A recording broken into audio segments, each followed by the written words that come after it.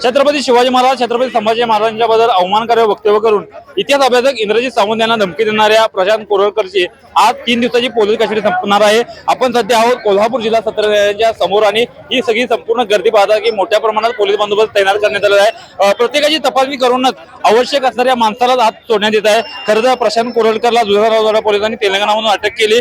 यामध्ये एलसीबीचा देखील समावेश होता आणि तो गेले महिनाभर फरार होता आणि 1 महिन्याच्या फरारानंतर कोल्हापूर पोलिसांनी त्याच्या मुसक्या आवळ्या आणि कोल्हापुरात दाखल केलं। त्यानंतर न्यायालयात हजर केलं तर न्यायालयाने त्याला 3 दिवसाची पोलीस कस्टडी सुनावली। त्यामध्ये शिवप्रेमी देखील आक्रमक झाले होते, कारण प्रशांत कोरळकर यांनी छत्रपती शिवाजी महाराज छत्रपती संभाजी महाराजांचा अपमानकारक यांच्याबद्दल वक्तव्य केलं होतं आणि याचमुळे शिवप्रेमी शिवभक्त संतापले होते। कोल्हापुरात देखील कोल्हापुरी पायतान दाखवून त्याचा निषेध व्यक्त करण्यात आला होता आणि त्यामुळे ही सगळी पोलिसांनी खबरदारी घेतलेली आहे। कोणत्याही प्रकारे अनुचित प्रकार घडू नये यासाठी मोठा बंदोबस्त देखील पोलिसांना तैनात करण्यात आलेला आहे। प्रत्येकाची कसून चौकशी करण्यात येत आहे। खरं तर थोड्या वेळापूर्वी कोल्हापूर न्यायालयात प्रशांत कोरळकरला पुन्हा एकदा कस्टडी संपणार म्हणून हजर केलेला आहे आणि आता यापुढे त्याला पुन्हा एकदा पोलीस कस्टडी मागणार का न्यायालयीन कोठडी मिळणार याकडे सगळ्यांचं लक्ष झालेलं आहे। तत्पूर्वी सगळ्या या परिसरात पोलिसांचा मोठा बंदोबस्त तैनात करण्यात आलेला आहे। श्रीकांत पाटील, नवराष्ट्र, कोल्हापूर।